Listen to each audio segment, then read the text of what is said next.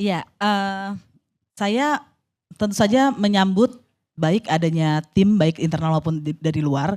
Cuma pertama kita harus menurut saya masalah Polri sudah sangat mendalam, masuk sangat dalam dan itu terkait dengan kultur ketika masih bergabung bersama TNI ya Pak. Tadi juga disebutkan ini dosa sejarah saya pikir dan jangan lupa polisi terpisah dari TNI bukan karena memisahkan diri tapi hasil jeripayah masyarakat sipil, masyarakat Indonesia, mahasiswa yang jadi korban. Dan karena itulah Polri bisa terpisah dari cengkraman TNI dan kita tahulah kisahnya pada waktu itu. Jadi harusnya Polri berterima kasih dan membalas jasa masyarakat termasuk mahasiswa. Nah, kemudian kenapa saya katakan ini dosa sejarah? Karena kemudian kalau kita lihat rekrutmennya, pendidikannya, dan kenaikan pangkatnya itu masih seperti membentuk semangat korps. Kemudian ada kepatuhan, ada faksi-faksi. Ini masih seperti jalur militeristik gitu ya, bukan karena kemampuan dari orang per orang. Karena itu saya menemukan juga satu dua anggota polisi yang sangat cemerlang tapi ya pangkatnya sebegitu-begitu aja. Begitu. Kemudian kita tahu karakter yang masih ketinggalan dari TNI adalah satuan khusus. Misalnya BRIMOB. Ya, jadi kalau saya ke kantor polisi dulu, yang paling ngeri itu BRIMOB. Ya, udah bendera besar, pakai motor tinggi. Dan kalau kita lihat dalam kasus-kasus demonstrasi banyak yang menjadi korban BRIMOB. BRIMOB perlu kita evaluasi. Apakah betul polisi yang memiliki karakter sipil ini masih mau mempertahankan satuan-satuan khusus? Kalaupun masih mau mempertahankan satuan-satuan khusus ini, bagaimana pendidikannya, kapan dia diturunkan, dan dalam jangka apa? Saya tahu bahwa ada peraturan Kapolri tentang penanganan kekuatan bersenjata, ada 1, 2, 3, 4, 5, 6, 7 gitu, 1 sampai 6, boleh menggunakan senjata sampai kapan. Tapi kalau kita lihat penanganan demonstrasi akhir-akhir ini, itu belum masa masih anteng, masih tenang, itu pasukan-pasukan khusus yang berpakaian khusus sudah siap di belakang, mau ngapain ini gitu. Itu saya perhatikan sejak tahun 2019 setidak-tidaknya. Dan kultur sebagai dosa sejarah ini ya tadi ya penanganan demonstrasi. Kalau kita lihat Undang-Undang 998 tentang penanganan tentang kemerdekaan menyampaikan pendapat di muka umum, ini sebetulnya adalah undang-undang pertama sejak reformasi. Ini adalah tonggak yang mengatakan kita bukan lagi di masa otoritarian ya, kita bukan di masa Orde Baru ya, kalau aksi langsung masuk penjara.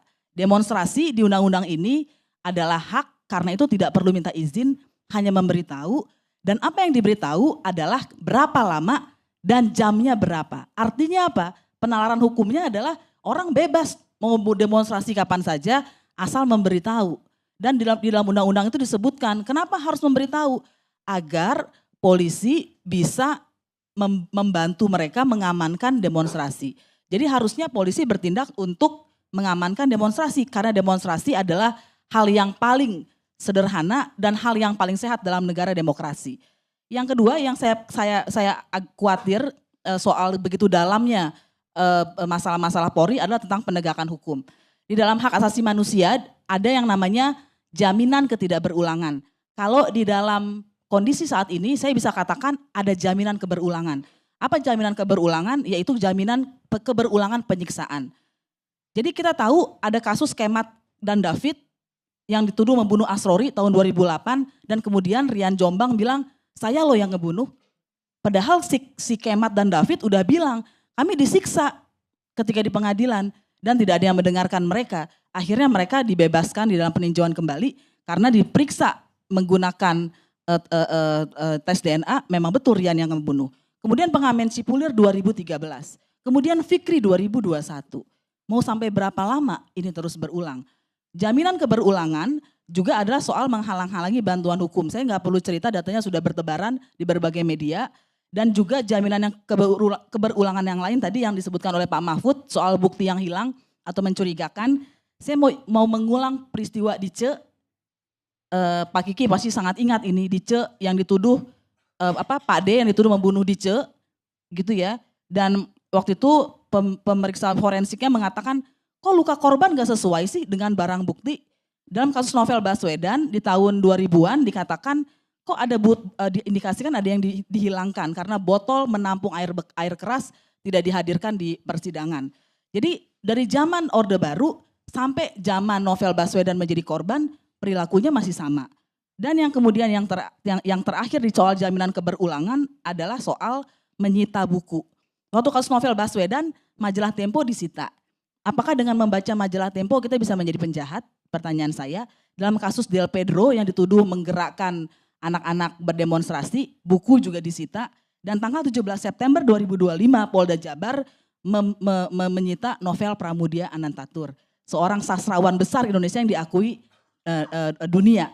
Jadi peradaban Indonesia yang diakui dunia disita karena dianggap bisa membuat orang atau dijadikan alat untuk melakukan kejahatan. Nah, saya tidak mengerti mengapa di tahun 2025 literasi tentang sastra ini tidak dimiliki oleh para penyidik yang menyita bukti itu. Dan sebetulnya menurut saya lebih dari itu, penyitaan buku ini sebetulnya mencerminkan alam bawah sadar bahwa polisi ternyata masih terjebak di dalam skema Orde Baru. Bahwa mereka adalah bagian dari aparat pemerintah, bukan aparat negara seperti menurut konstitusi, aparat pemerintah yang tugasnya memata-matai warga atau menindak pikiran orang. Kenapa saya bilang menindak pikiran orang? Karena yang disita buku. Buku tidak bisa membunuh orang. Kalau di dalam hukum acara pidana, untuk melakukan tindak pidana harus ada permulaan pelaksanaan. Apakah orang membeli racun, dia akan melakukan pembunuhan? Atau dia membeli pisau, dia bisa melakukan. Apakah ketika orang membeli pisau, dia bisa ditangkap? Ya tidak, karena saya bisa potong mangga. Apakah kalau saya petentengan bawa pisau tadi, saya akan membunuh orang? Ya tidak, karena itu ada undang-undang darurat, membawa senjata tajam. Kalau saya masuk ke rumah orang tengah malam, kemudian membawa pisau itu, kemudian saya tidak tertangkap, kemudian saya nyesel nih, saya nggak tega lihat mukanya, saya pulang lagi, itu nggak dihukum di dalam hukum Indonesia. Karena dia membatalkan sendiri percobaannya. Jadi kita bayangkan kalau ada orang membaca buku kemudian ditangkap dan itu disita, kita mau jadi negara demokrasi kah? Gitu, dan itu yang dilakukan polisi. Yang bagian yang ketiga, saya juga mau menyoroti tadi Pak Mahfud bilang soal melakukan berbagai kejahatan. Jadi dalam catatan publik memang banyak polisi melakukan kejahatan dan banyak juga polisi yang mencoba menghalangi rekannya. Saya pernah dengar cerita juga bagaimana polisi yang mencoba menghalangi rekannya melakukan kejahatan, kemudian terluka juga atau tidak naik pangkat. Saya pikir kita harus mengubah kultur sehingga hanya polisi yang paling jujur, hanya polisi yang paling cemerlanglah yang menjadi Kapolri dan menjadi jajaran yang tertinggi. Nah, yang kedua terakhir yang saya mau soroti adalah jangan-jangan polisi ini kita berikan beban yang tidak perlu. Jadi dia tidak fokus, kasihan juga misalnya memberikan izin konser. Untuk apa polisi diberikan tugas itu? Apakah tidak bisa ada institusi lain? Begitu ya, kenapa kita merendahkan polisi, ACC kamu boleh konser, untuk apa? Apakah kita masih zaman Orde Baru lagi-lagi, bahwa musik Orde Lama bahkan, karena Orde Lama lah yang menangkap pemusik kan, gitu. Kus Plus kan ditangkap oleh Orde Lama dengan alasan itu rock and roll ke barat-baratan dan juga soal SIM. Untuk apa polisi mengeluarkan SIM? Bukankah itu menjadi dia yang mengawasi, dia yang menerbitkan, serahkan saja kepada yang lebih berwenang. Nah, yang terakhir semua ini bisa terjadi karena soal pengawasan internal maupun eksternal.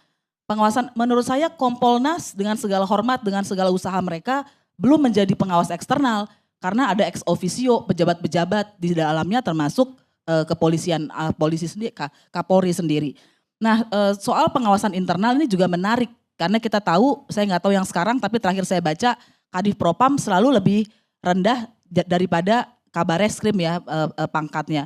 Saya pernah datang sendiri ke Propam mau melaporkan Kabar Reskrim dan tergopoh-gopoh datanglah Kadif Propamnya, padahal saya nggak minta ketemu Kadif Propam. Intinya Propam ini susah mau nerima laporan, kok yang mau ditulis adalah atas lebih tinggi jabatannya Kabar Reskrim. Tapi kalau nggak diterima ini ada orang ngadu, jadi lama di situ berdebat. Padahal kalau kita lihat KPK misalnya, pimpinan KPK sudah berapa orang itu pernah kena sanksi etik. Tapi kita nggak pernah mendengar bahwa Kapolri atau Kabar Reskrim terkena sanksi etik. Atau Kejaksaan Agung misalnya terkena sanksi etik. Tapi pimpinan KPK bisa. Nah, bagaimana pengawas internal bisa melakukan ini, itu saya pikir akan berat sekali, tapi bukan berarti tidak mungkin karena sudah pernah terjadi di Republik Indonesia ini. Nah, sebagai yang sangat terakhir kesimpulan saya, dari berbagai kasus dan jaminan keberulangan kita bisa tahu bahwa tidak tepat mengatakan ini oknum. Saya pikir kasihan oknumnya. Dalam arti kasihan nih anggota polisi. Saya yakin banyak anggota Polri datang menjadi polisi itu dengan cita-cita luhur. Saya ingin membela negara, saya ingin menegakkan keamanan, ketertiban, menegakkan hukum. Tapi kemudian seperti Sambo, dia diajak sama atasannya, kamu ikut saya ya bunuh orang yang adalah polisi juga. Kalau enggak saya akan kena begini-begini. Jadi ini bukan oknum, ini sistemik. Karena begitu anggota Polri itu pindah ke institusi lain, menjadi dosen, yang saya punya teman, juga dosen yang dari kepolisian, dia pindah ke KPK, tiba-tiba dia menjadi orang yang jujur, dia menjadi orang yang hebat, menjadi penyidik yang hebat. Berarti ini sistemnya yang masalah, bukan oknumnya.